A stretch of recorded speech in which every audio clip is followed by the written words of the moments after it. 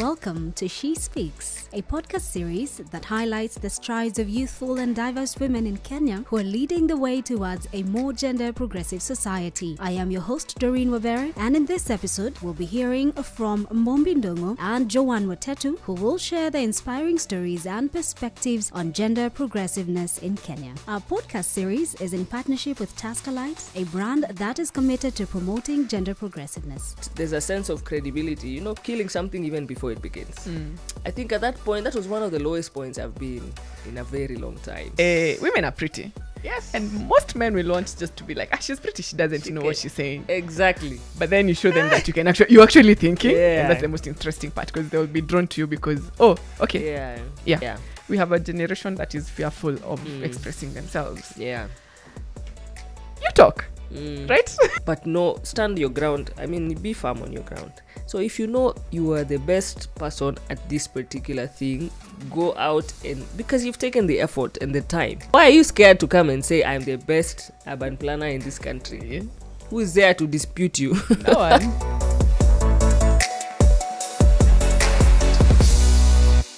Hi, how are you? Hi, how are you? Well, my name is Joanne Watetu Gashoke. Yes. An urban planner by profession. Oh, urban planning. Yes. Nice. I have many questions. You have many questions? Yeah, so I'm currently a founder of my own company called Elia Consults. Yes. But I'm also a director at MAS, that is a Mulatia Africa Advisory Services, which is like a whole many questions that you're going to ask. Yeah. So what do you do and what's your name? So my name is Mombi Ndongo. I work in the technology space. I am Chief of Growth and Operations. So I run a company, it's a tech startup called Powerland Project, where we do provide scholarships to train software developers across Africa. So we're in 5 countries, Kenya, Tanzania, South Africa, Zambia, and Nigeria.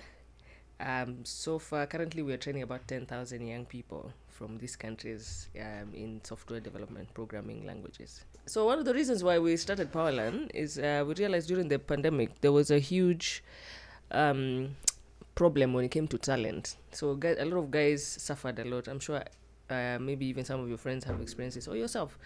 When the pandemic was very abrupt, so a lot of people had not adjusted to tech in their businesses. So they were still brick and mortar in Africa.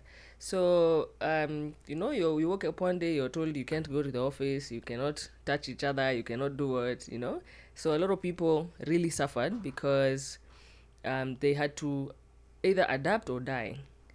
So in the process of that adaptation, a lot of people suffered because they could not find quality talent. So you need a guy to build your website.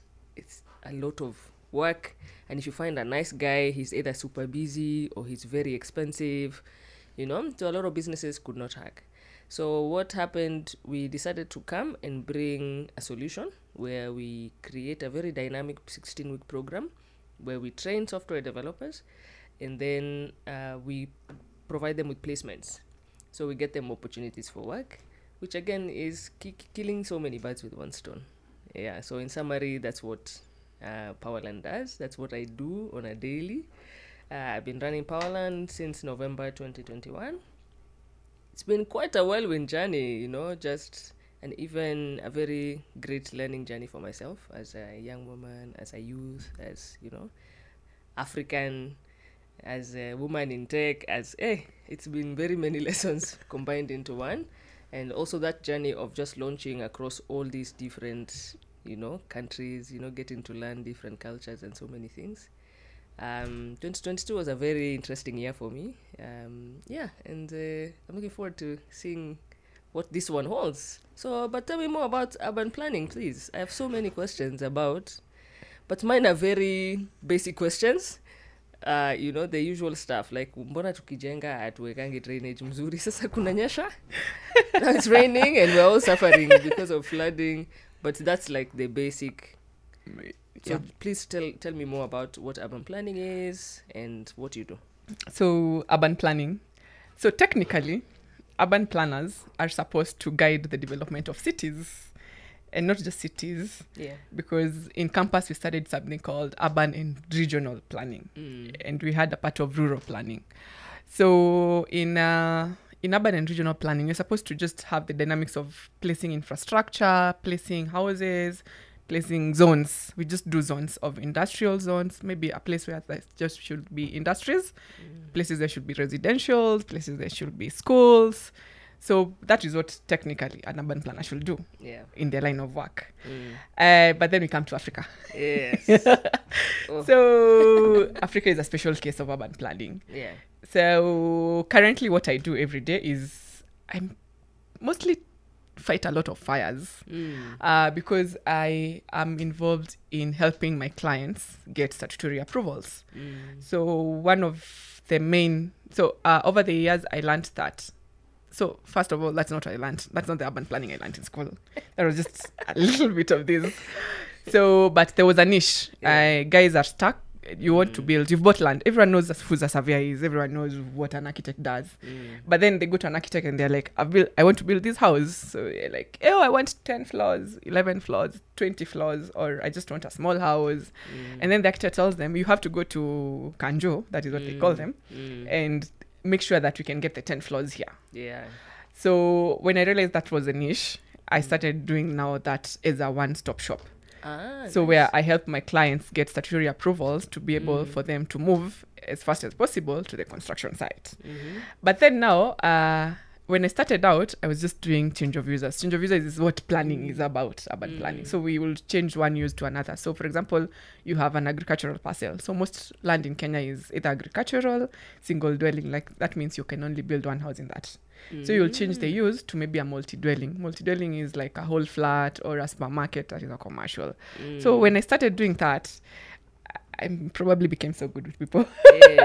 And then you'll find the architect is like, you know what? So you just push the architectural drawings for me too. The same technique you used with your change of use, just do the architectural. And then after the architectural, you'll find the client saying, even NEMA, just do NEMA. So there are quite a few approvals that you need for you to start construction. So we will do the NEMA, and then the client is like, now because I'm away, can you just rush to the site and see whether a certain contractor or a certain person is messing me up on site? Then I do not have any knowledge on site constructions. So with now everyone wanting to just have one person, the idea of LEA consults came out. So LEA consults, I started having a one-stop shop where I have my own architects, I have my own contractors, I have different professionals cross-cutting the whole industry. So that I do not have, if the client tells me that his architect is failing them, then I just pick one from my team. So that is how the whole consortium was built. And then, so until now, I had to do a lot of partnerships with people, with a lot of architects, a lot of surveyors, a lot of PMs. And that is now how I have landed my current role in MAS. That is Mulatia Africa Advisory Services as the director. Because now he was to offer project management. But you cannot offer project management without doing the statutory approvals. So if I come to the question of why there are no drainages. Yes, please. So the drainages, a tough question that is. I am a believer, or what I was taught in school was that the government should do the infrastructure before the development. But in Africa, we already have the developments, but we're trying to fix the infrastructure in between places. Like, pale kuliflood jana. Si mjue vile mtafanya. So a governor will call in, say, I need a certain road done. The road is done with no other thinking. And then tomorrow somebody wants to come and move the road.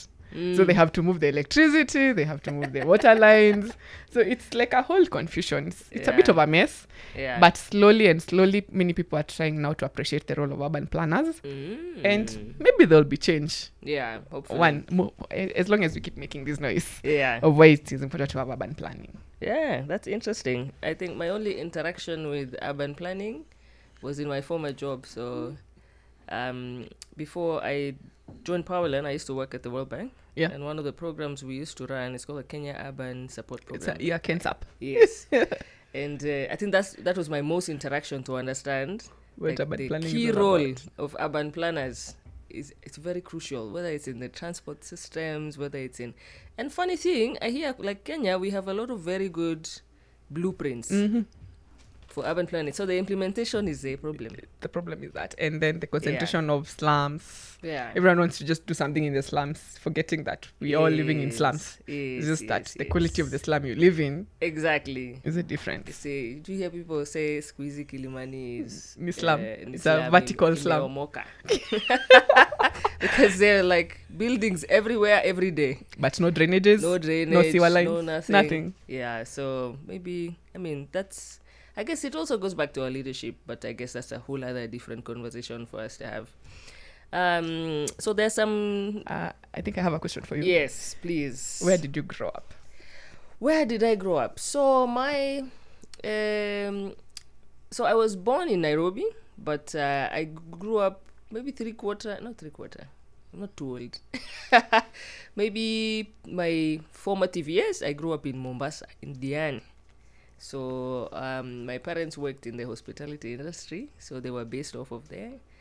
So it was very interesting because I went to school in Central Province. So imagine coming from Diani with that Kiswahili and going to Central Province. Everyone looked at you like you're a statue. It's like, why are you speaking like that? It was a very interesting experience. Which schools? Then, so I went to, so primary school, I went to a school called Brookfield Academy, Nyeri. And then after a brief, I went there when I was in class 6. So did my KCPE. It went to KCPE. And then, so I always had this dream to go to Alliance, like many of us did, guys. So I got, I think, 415 marks. And cut off your Alliance ilikuwa 420. I have never cried like that in my life. And I feel like that was the beginning of the end for me. I was like, you know what? It's not a must. I go to school. Anyway, it was just being dramatic. But I really wanted to go there. So instead of that, I went to a school called Bishop Gatimo in Nyeri for briefly, and then I moved. I got an opportunity to join a national school, so I moved. Not Alliance though. So I feel like now my child, one or another, they'll have to fulfill my dream and go to Alliance. I don't know if it's still a good school. I don't care, but they have to fulfill. Yeah. But briefly, that's where I grew up. I've always been a super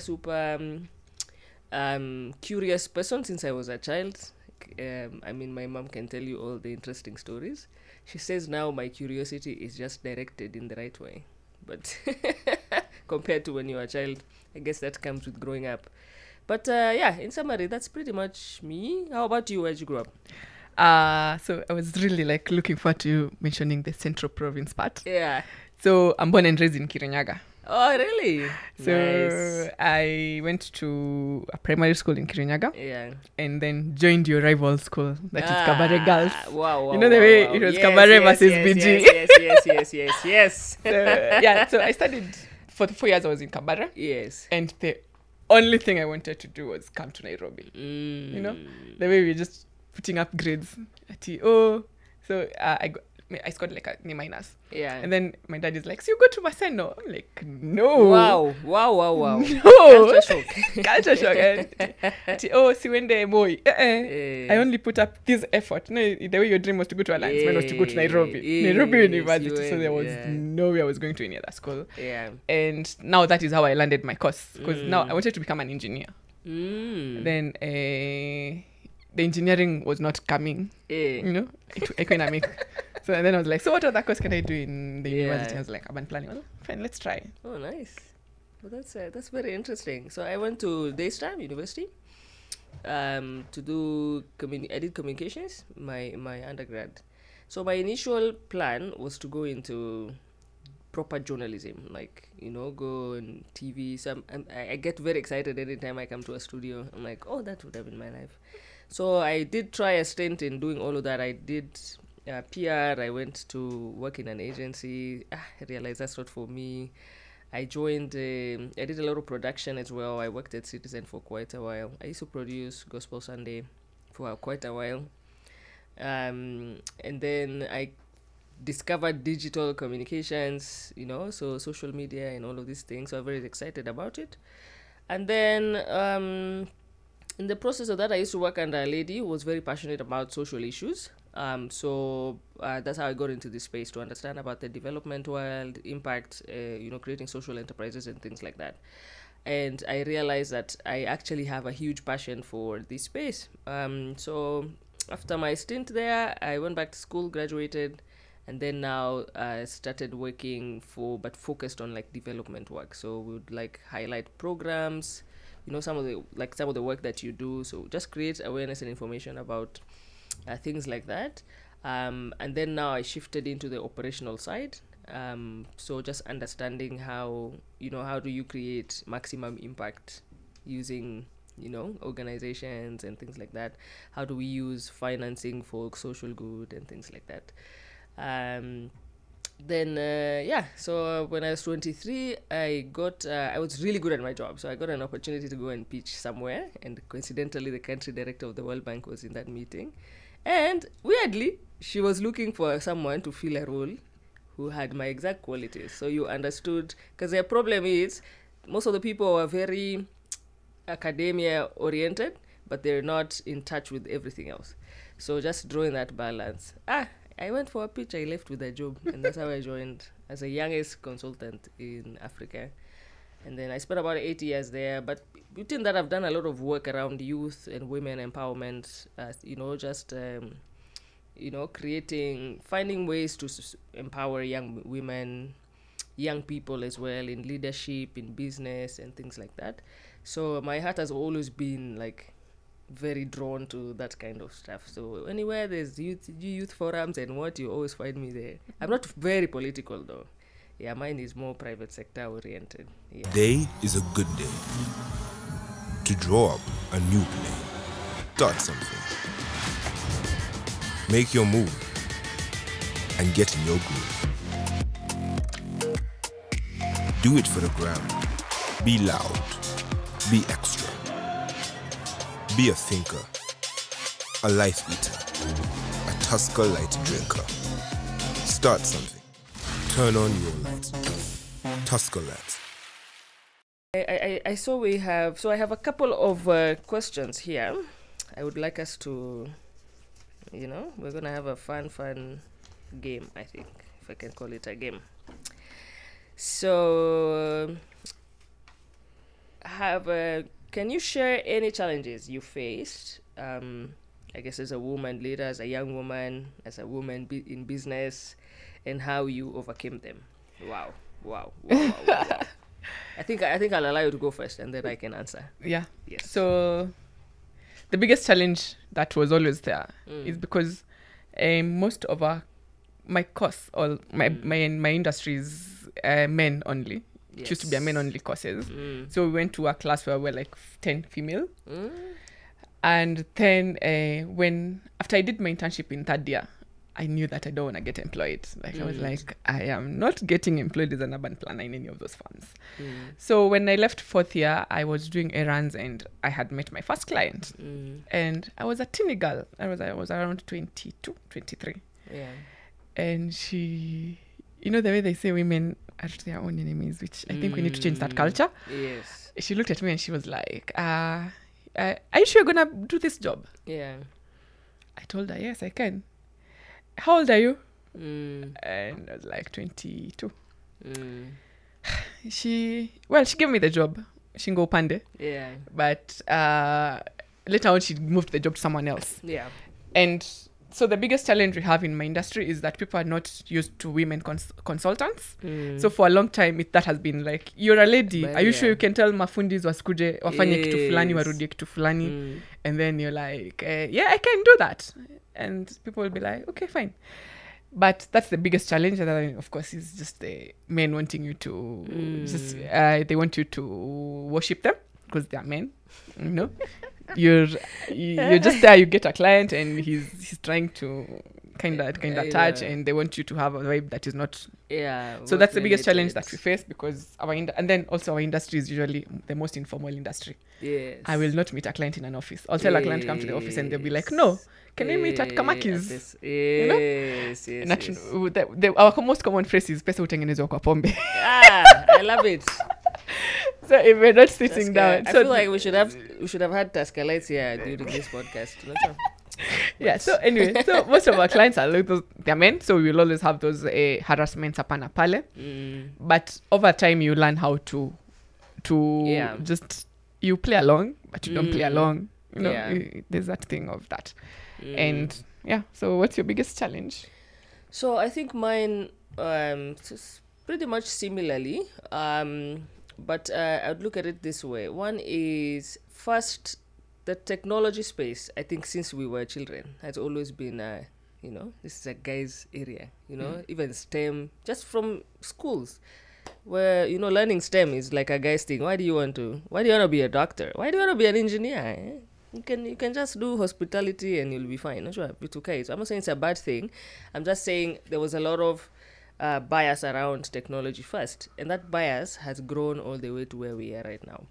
So I think first of all, being in a space where you're saying you want to create solutions in technology first and foremost, guys are like, so this young woman, what are you even saying? What do you even know? Being in those in rooms, I mean, I've been in rooms where I'm literally the only lady. Tell me about it. And sometimes you talk, I feel like for people to understand that journey, it's like, sometimes you can make it easy. People can see you doing your job and think, you make it easy, so it's easy for everyone. But I think once you already understand those nuances, then you're like, okay, now I know I have to go into this room and I have to shine better than everyone else. So I have to be very memorable. Whatever way you decide to become memorable is up to you. Yeah. For me, I choose brilliance. Brilliance is my way to become memorable. And of course, my random hairstyles. So I always have like funny hairstyles, and I'm always encouraging people in my team to have something unique. Yeah, just give me the funniest hairstyle you can bring to the table. I think it's for me, it's like a personality thing. I think I should work for you. Yes, please come and join. Please, you're very welcome.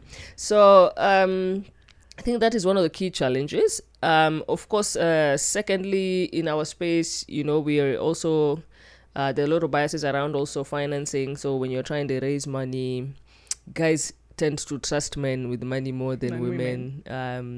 So especially in tech, in the startup world. So you have to put 4 times the effort, not even 2, 4 times the effort doing the same thing, and you're probably performing way much better and you have better results. But there's just that bias around that as well. That, I mean, a lot of work is happening now to break that bias, but it's still quite there. And then, of course, now the other small things, how do you drive a balance? When you're too ambitious, it's too bad. When you're not ambitious, it's bad. So how do you strike that balance where, you're ambitious, but it's in an acceptable way? But for me, I keep saying I like being radical. As long as I'm not interfering with anyone's life, I know what I'm doing. I want to see the impact of this. I just move. Tutakutana mbele. Mambo ingine is a lot, it's too much. But I think for me, those are the key challenges I could highlight as of now. I mean, we're doing much better generally in the world.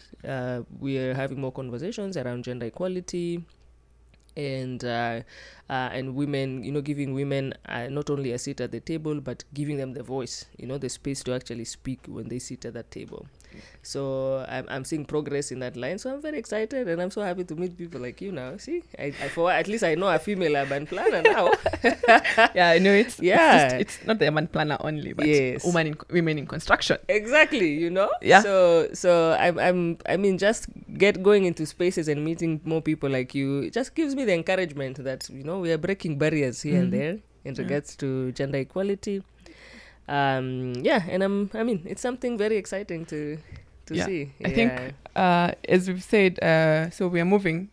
So as a dress, so I'll ask the question of where do you think we are as a country, or as the world in terms of gender, in terms of how we portray gender. And I'll start by saying that I love that slowly the people in construction are respecting more women. Okay, that's good. They're respecting the women's ideas, because I know of a client of mine who tells me, John, every time you come to the site, you lighten up the whole mood. Yeah. I am so used to seeing men. But John walks in and I'm like, oh, finally. Yeah. The lady was walked in. And they actually value your idea, the ideas that you do. And as you've said, you sell brilliance. Yes. Women are pretty. Yes. And most men will want just to be like, she's pretty, she doesn't know what she's saying. Exactly. But then you show them that you're actually thinking. Yeah. And that's the most interesting part, because they'll be drawn to you because, oh, okay. Yeah. But she has a point.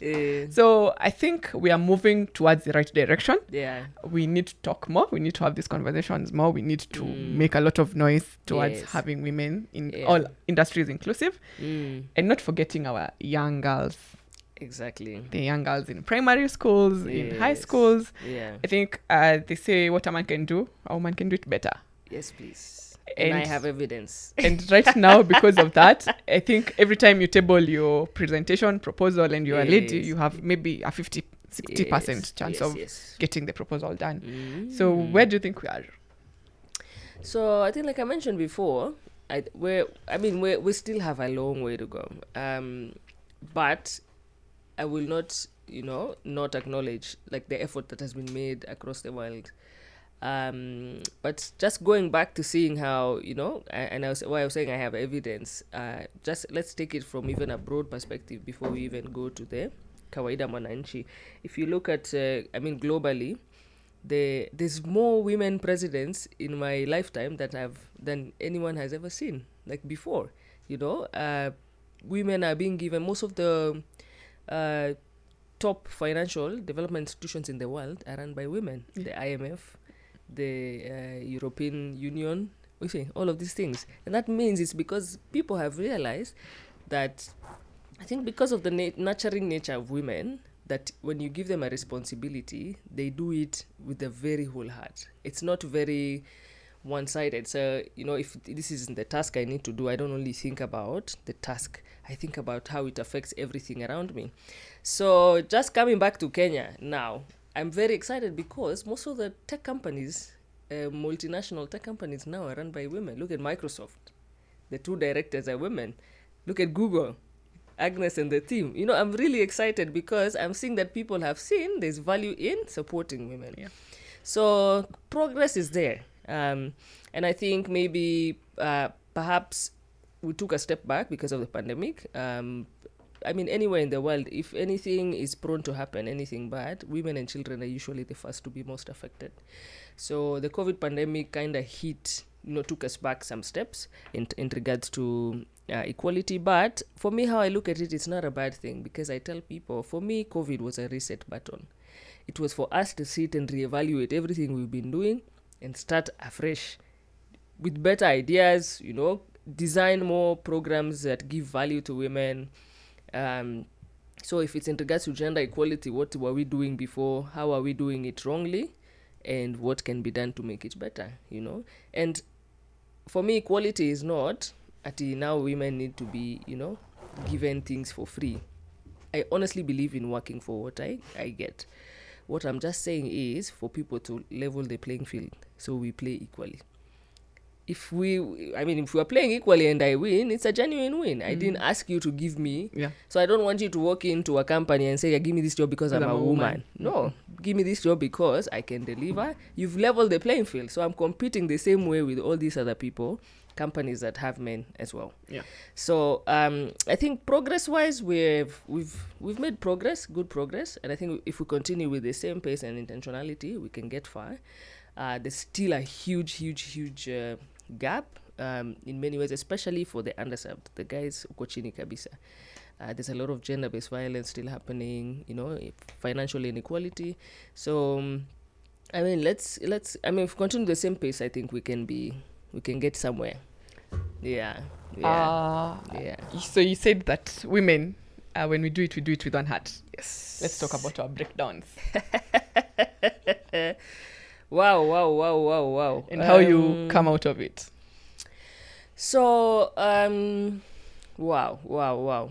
Maybe I can give an example of one. There's a time I was trying to create something. And I think for me, this was one of the great lessons of my very few years on this earth.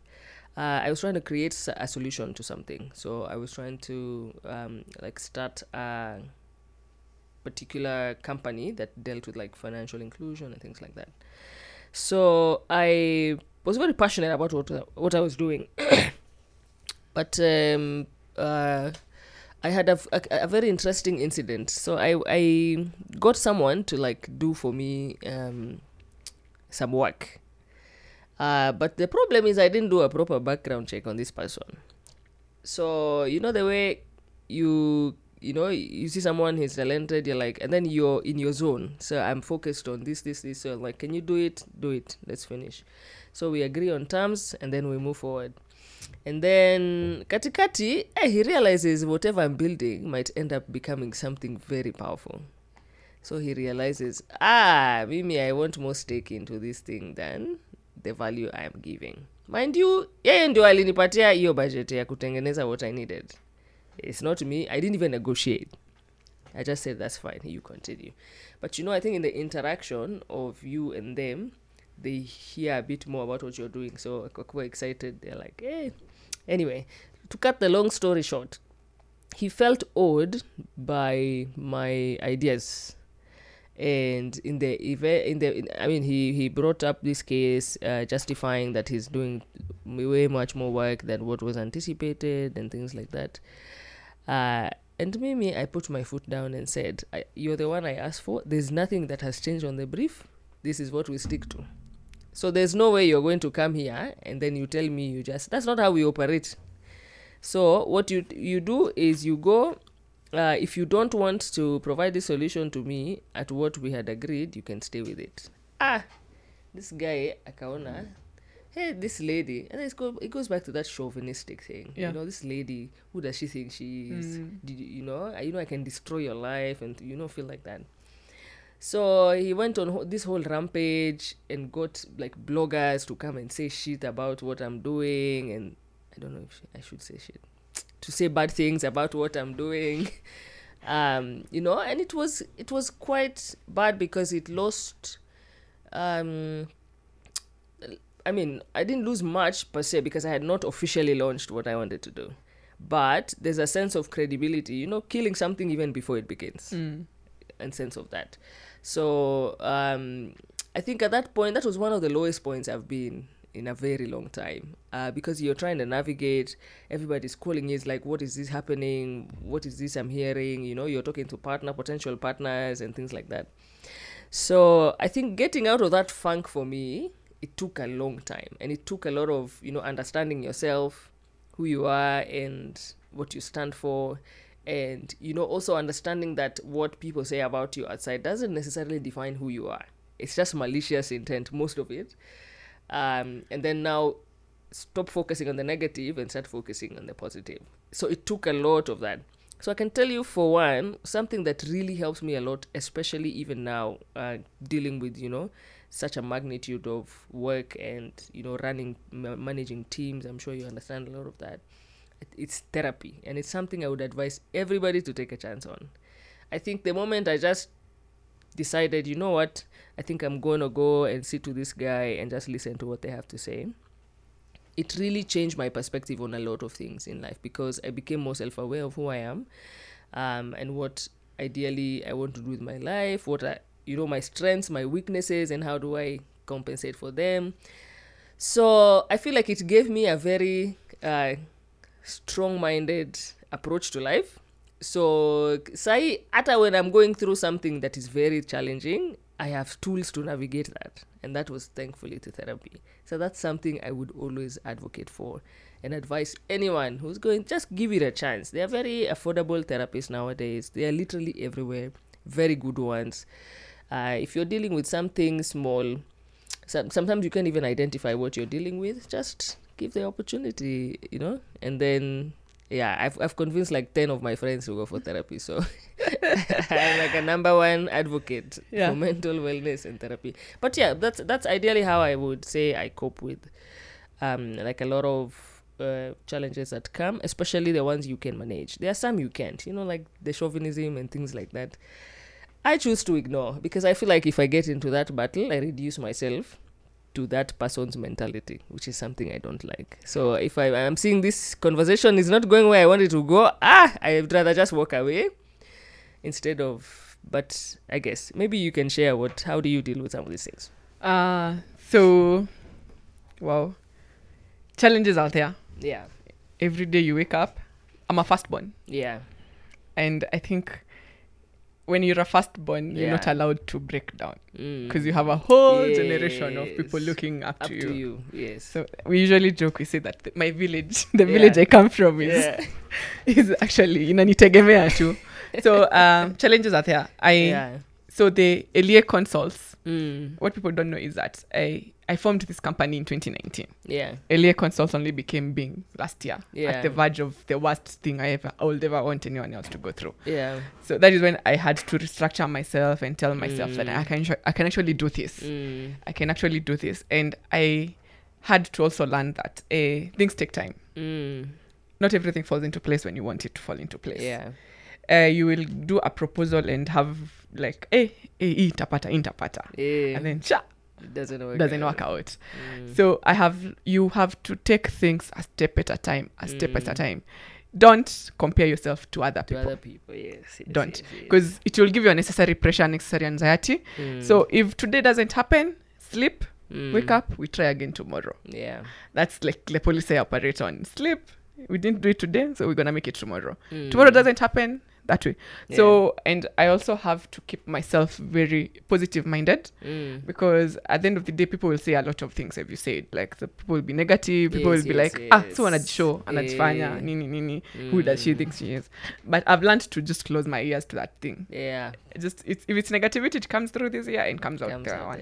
So challenges will be there as a lady, as a woman, and you as a leader, as a woman leader. Everyone will be talking about you. They will have everything to say. And nothing good to say about you. So I won't encourage anyone else who's trying to get their own space in whatever industry they are in.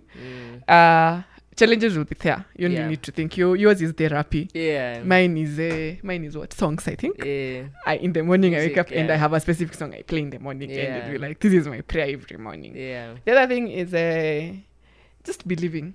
Yeah. Believe. And be carefree. Because people will confuse your carefree to not giving, you're not caring about anything, but kumbe you know what you're doing in your head. Yeah. So that prayers, of course, maombi kidogo hapa pale. Ni muhimu sana. Maombi ni muhimu. But and then keep encouraging yourself. Also, your circle can lead to your failure. Yes.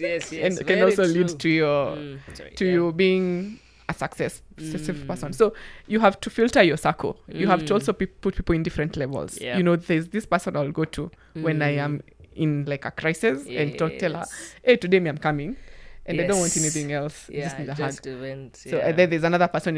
Just differentiate your friends, get to know who is who, and challenges always be there. Yeah, doing the balance. Yeah, balance. So I am a huge advocate of work hard and play hard. I'm like, we are going to work hard. Guys, we will work hard. You will not sleep for several months. Yes. But we will also play hard. Because I don't think one takes away from the other.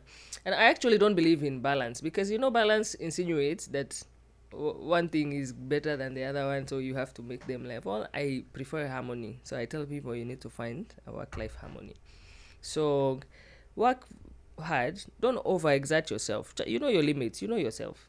Work very hard and then play very hard. By playing, I mean take time to meet with your friends, take time to do what makes you happy, what allows you to decompress. When respect your body. If your body says, I'm tired, you're generally tired. When you're most productive, when you're not. So just finding that, I think creating that harmony really helps you even health-wise, because you stop overexerting yourself and then other problems come with that overexertion and I don't know what. So finding a way to have the work-life harmony is very critical, especially for a young woman. So that, because again, like you said, we balance a lot of things. There's family, there's work, there's, you're a leader, you have teams, people relying on you for responsibilities. You have your clients, I have like my investors and who's, so there's a lot of balancing that we have to do. So if you don't take care of yourself, you can't feed into other people properly. Yeah. So I think finding a way to create that harmony, especially for a young woman, is very critical. And it's not something that you'll wake up one day and it's there. It's something that comes over time. You try out a few things, know what works. Niwaambia watu mimi nimeshindwa. Nimejaribu kwenda gym nimeshindwa. And I won't force myself to go to I have really tried. I got a trainer, I still didn't work. It's just not a happy place for me. But I still need to be fit and healthy. So I need to find other solutions that make me happy that can, compensate for that. So just find what works for you, and make sure, you can find creation of that. I like the thing about friendship. I think that's very, very critical. And in this space, people will see you with a lot of people and assume you have a lot of friends. I know. I tell people I literally have like 4 friends. They don't believe me. They're like, you know too many. I'm like, knowing people and having friends is very different. Very, very different. You're acquainted to a lot of people because it's the nature of your job or something like that.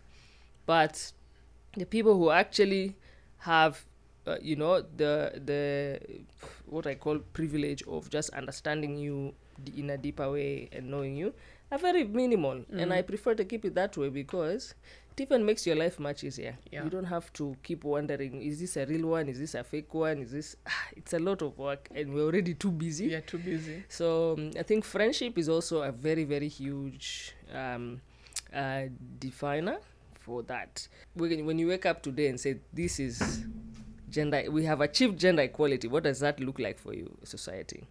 Just globally, locally, whatever. So first of all, I wouldn't want us to be put in our year situation, she's a lady, so just give her the job.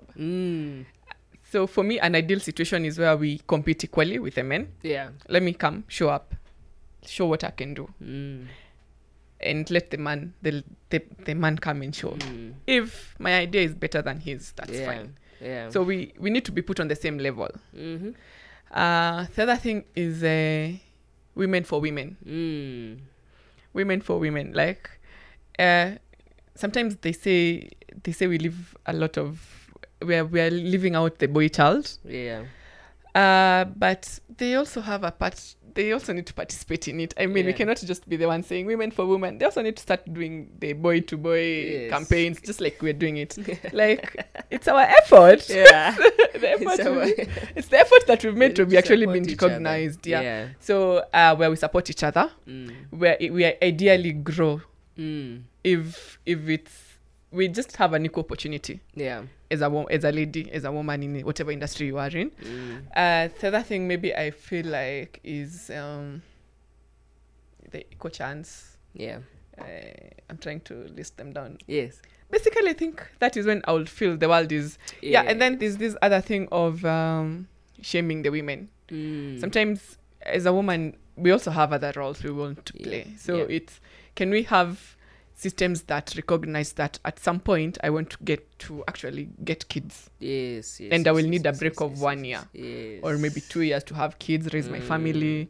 You see, most of the time is, for example, if a lady is pregnant, she goes to an interview. The chances of her getting hired is very minimal. Because she's pregnant and then there are companies who have also policies of, you're between 25 to 35 means you requires to do how many maternity leaves, and they do those basic calculations and they're like, we can't have many ladies because so if we're given an equal forum where even our needs are also met. So it's they may be changing facilities. It's where we can go and catch breaks with our kids instead of us having to just work. So we have to sacrifice one thing. We either have to sacrifice the family part, the marriage part, for us to be women leaders. So if we're given an area where we don't have to sacrifice any, all of our needs are met in that ground, then I think we might get there. For me, it's always been that just level the playing field. And there's many ways to level it, which of course is now looking at some of those biases. Men don't go through those biases. You wouldn't go to a job and someone won't hire you because of you. People make being expectant look like it's a sickness. It's a very big deal. It's like, I don't understand. I'm like, I don't even like women. We're creating life in a sense. But so just looking at some of these biases and seeing how, we can create like awareness around that. But it comes from very many, because I feel like there's so many players in different sectors who have to come together for us to have some of that.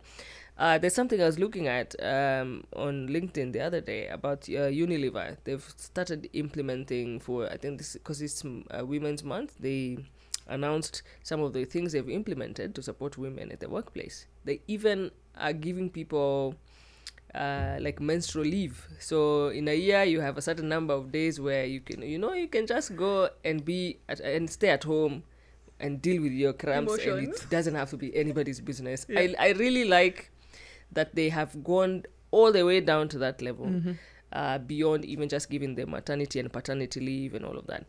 So I think we need to see more companies, create such policies within their, and once it comes from such places, it's very easy now for other people to adopt. Because if I'm seeing, a Unilever is doing this, then maybe it's something we can also look at and adopt. So it needs to start from somewhere. But for me, I think leveling the playing field and where I can stand and compete at the same level, including the biases, with the other gender, with the male gender, I think that for me would be the day I'd say anyway, gender equality is actually a thing. And I think just breaking down for people to understand what gender equality means as well. I think, it's gotten to a point where now it looks like we are antagonizing each other. Mm-hmm. So, like what you're saying, so women's like, why are you not supporting the boy child? I'm like, because it's not a fight. We're all in this together. Even for women empowerment to happen, we need men to be around. So we're not fighting each other in a sense. We're just creating more intentional solutions so we can bring these women to the same level that we feel the men are in. Yeah. So even just creating awareness and information around that, I think it's very critical at this particular time. But like I said, I think progress is there. So yeah, let's hope by 2030, 2050, we'll be seeing, the young girls who are listening to us right now, are in different spaces, and they can say, I'm here because some people like Joe and like Mombi took sacrifices at their time. So to pave the way for us to get here. For the listeners interested in supporting your effort or getting involved in promoting gender progressiveness, how can they do that? So for me in particular, as a person, I'm first of all, I really believe a lot in mentorship.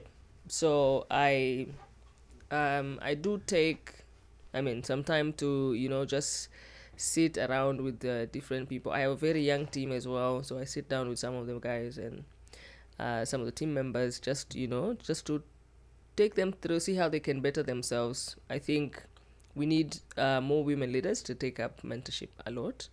But in regards to what I'm doing, at Powerland, first of all, my team at Powerland, I think my management team is full of women, so it's something I'm really proud of. It was ideally not intentional. Like, I didn't sit down and say, we're hiring this person because they're a woman, but I like that the composition in the end ended up being that way. So it's something I'm really proud of, just seeing, young women rise up and take responsibility. So I think as Powerland, we're very progressive in that sense. We like to support women. And our scholarship program, our 40% of the scholarships always have to go to women. So if we're onboarding 6,000 people, 40% of that has to be women. So we will not stop recruitment until we've hit our numbers, just to make sure that I'm giving more people, more women, the opportunity to become, to go into this tech space as much as possible by giving them the chance, a leg up, by giving them a scholarship. So I think for we're making strides at Powerland, and even myself as Mombi, to just see how better we can empower young women to go into into different spaces, different rooms. I have a lot of very inspirational young women friends, so I always make sure that You know, just getting them, you know, speaking their names in rooms of opportunity once I get the chance and things like that, just to see where it goes from there. So I think that's something also a lot of women should pick up, you know, just being in a room where someone needs something and you know someone who can do it really well. Well, it doesn't hurt to just say their name. Yeah. I was born in a very small town.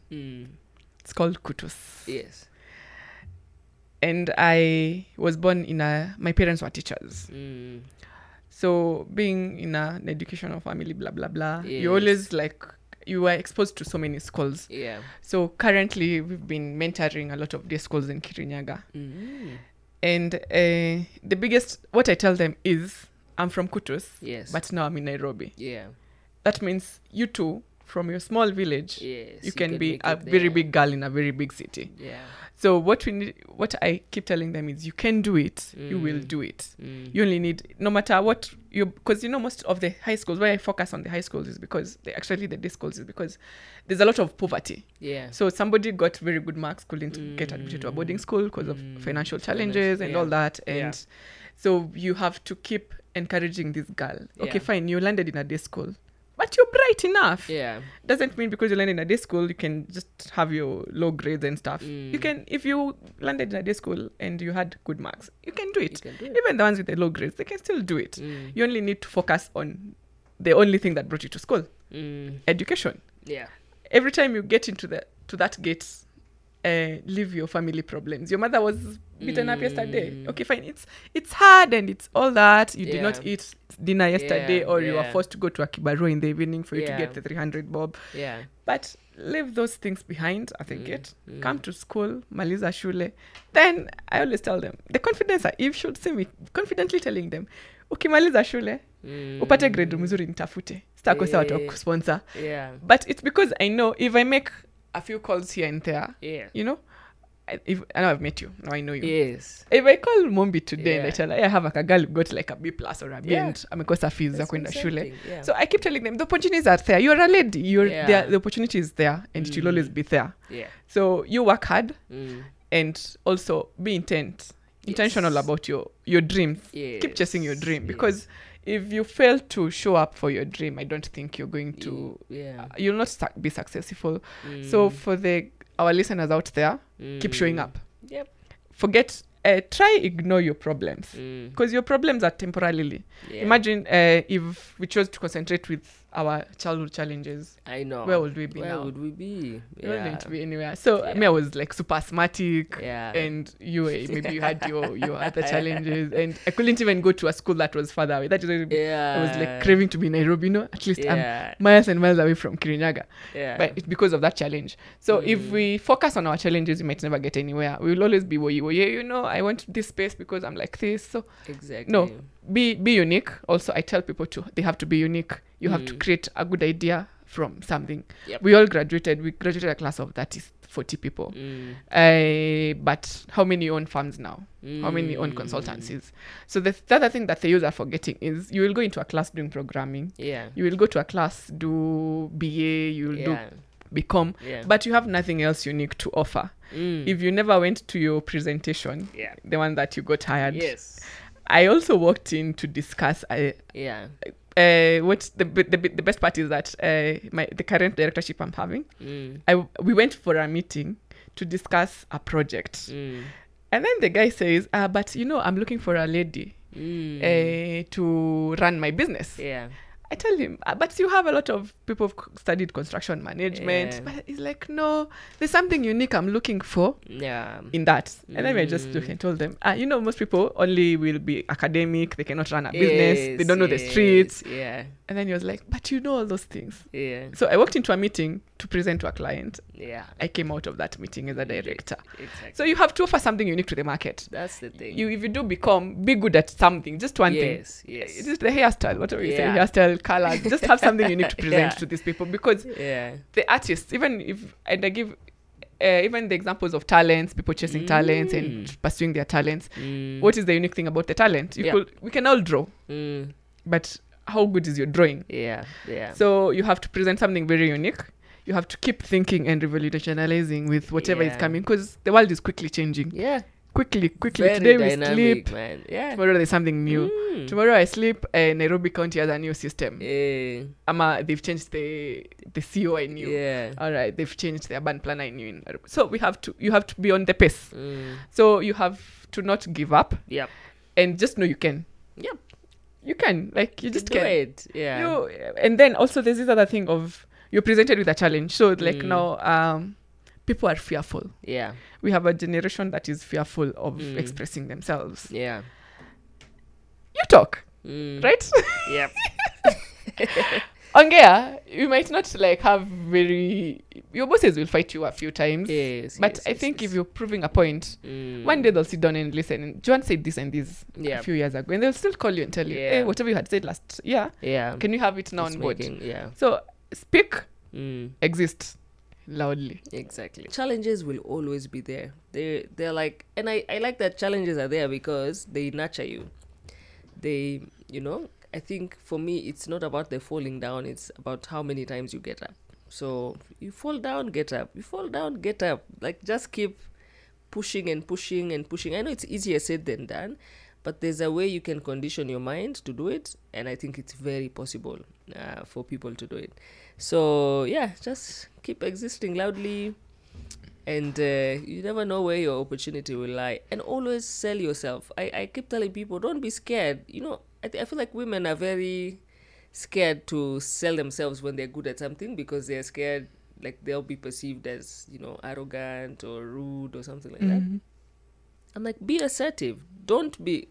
Always operate with kindness to everyone, but stand your ground. I mean, be firm on your ground. So if you know you are the best person at this particular thing, go out because you've taken the effort and the time. You've gone to school perhaps to learn about it. So why are you scared to come and say, I'm the best urban planner in this country? Yeah. Who is there to dispute you? No one. No one even knows. Actually, people don't even know. People forget that. People have very little knowledge. Exactly. About something. Yeah. About a topic. And that is why we started our Elie Consult blog. So we have a knowledge hub where we just give random information in the built environment. Yeah. So we will discuss what an urban planner is. At the same time, we'll come to discuss technology. Yes. Because people don't have the information. Exactly. So if you go somewhere confidently and tell them, I can do this. And then I will quickly call Mumbi. Yes. I got the gig and I think I need to give it to you. Let's do it. Just say it. And again, I always say, if it doesn't scare you, exactly, it's not big enough. It's not big enough. Yeah. So if you wake up someday and you have this dream and you're like, I can just do it. So, and people should learn to leave their comfort zones. Yes. Yeah. That's the other thing. Yeah. Comfort zone. Take the risk. Yeah. And you will learn. I mean, I sold clothes. In 2019, 2018. Yeah. And my dad was like, are you still going to practice urban planning? I'm like, I just want to learn the business part of business. And then I'll use the skill somewhere else. Yes. So, yeah. Yeah. Be teachable. Yeah. It's the greatest skill you can have in life, ever. Just be open to learning new things. You will be surprised by what you will learn. So, I think for all the young women out there, it's just saying, I mean, it's not that we figured everything out. No. But we've had experiences where we can now sit at this seat comfortably and tell you confidently, and tell you that you can go and take risks. Go out there. If you have a dream, follow that dream. It's very possible to do it. Yeah. So, yeah, this has been fun. This is so exciting, Joanne. This is perfect. This is called manufactured serendipity. This is it. We've done it. So after here, please, let's talk. I'm getting you your next IT guy. Yeah, so developers out there listening to us. So you're stuck with something that you need guidance on: land, building, construction. Yes. Anything. So our social pages are Elie. So it's ELIYE. Okay. I love traveling. Yes. So I got this from Lake Turkana. Yeah, nice. So it's Elie Consults on LinkedIn, on Instagram, and on our website. Yeah. Also, we have MAS. So we contacted both companies. The integration is still on process, but MAS is MAAS, Molatia Africa Advisory Services. So you will always get us. Plus, I'm on everywhere. Watetuga Shoki is my name. Yeah. Across all social media platforms. I am on social media as well. I always forget to tell people. to go and follow me. But so I'm across all social media as well: LinkedIn, Twitter, Instagram, just at Mombindongo. Just come interact with me over there. Let's see how we can, like I said, very open to mentorship, very open to learning. Let's see how we can support each other in this space as young women. Given that you're in IT, you shouldn't forget that you're on social media. I know. So I always remember to say Pauline is on social media, but not myself. Yeah. But I guess it's an intersection of both. So we can interact anywhere on those platforms. Yeah. Thank you. Thank you. Day is a good day to draw up a new play. Start something. Make your move and get in your groove. Do it for the gram. Be loud. Be extra. Be a thinker. A life eater. A Tusker Lite drinker. Start something. Turn on your light. Tusker Lite.